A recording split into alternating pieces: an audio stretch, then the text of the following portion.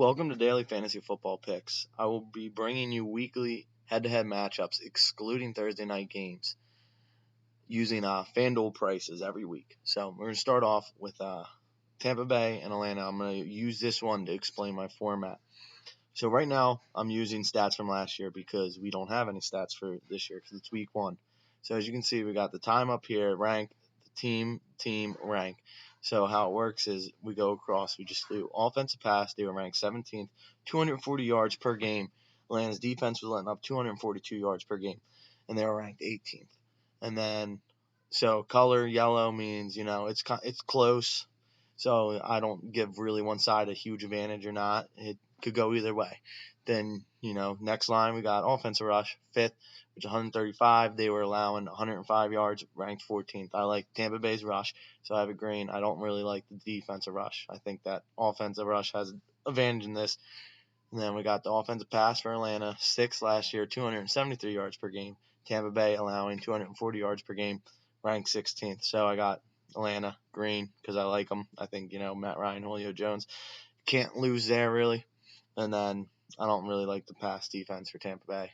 And then offensive rush for Atlanta, 100 yards per game, ranked 18th. And then defense letting up 100 yards, 11th. So it's it's whatever. It's a toss up.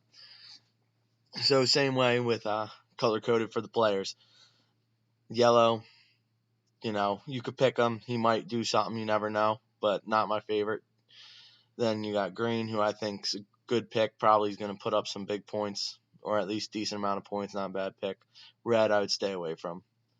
And so that's what you got here. Kickers and defense, I mean, most of them are always going to be yellow just because, you got to make your own assumptions. Always also make sure you check your lineups before the game start because you never know. Somebody could get benched or be hurt or, whatnot. And my prices could be off because I know throughout the week sometimes if something changes, they'll change their price. I know when I first made this, Marcus Mariota's price was like something way cheap, and then he went up into the 7,000. So I'm going to go through the games.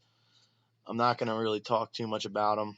I'm going to let you can pause them. I don't want to make this a long video. I just want to hear for you guys so you can see the stats and see what you like and what you decide, just to help you out a little bit.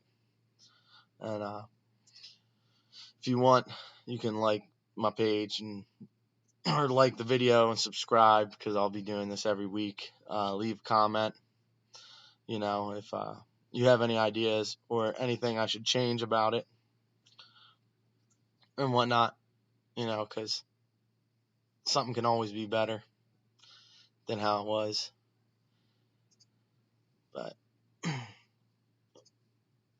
always remember, when you're playing too, I don't tend to like to pick a lot of players from the same team.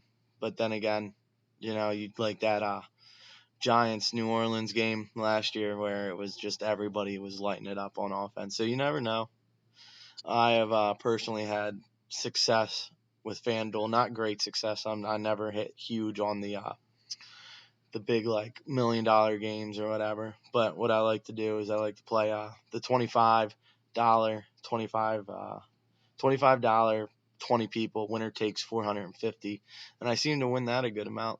I'll win that every couple weeks or maybe do a couple weeks in a row, do a nice little run and whatnot. So, and then I sum it up here.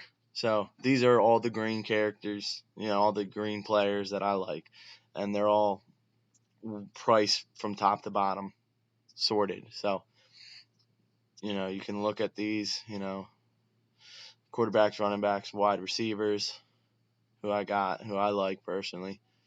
Tight ends, kickers, defense, like I said, you make your own assumptions really with kickers and defense. Kickers, you never know what's going to happen with them. Defenses too, same, because I know the Eagles defense, every once in a while last year, they would do like some crazy stuff.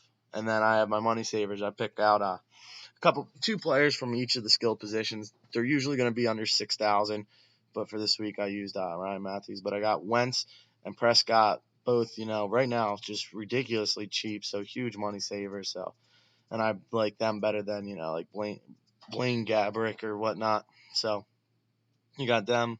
You got Ryan Matthews for 6,100.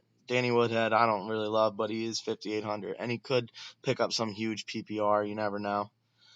Anquan Bolden could be a huge player, and I personally think that Crowder could have a big game against the Steelers' pass defense because they're still not sure what's going on. They got to watch Reed, and they have to watch Jackson downfield, which could leave Crowder in the middle. I mean, maybe Garcon, but I don't know. I kind of liked Crowder from last year, but you never know. So that's how it is. That's what I'm going to do every week. Let me know what you think of it, if you like it. If not, leave a comment. All right. Thanks, guys.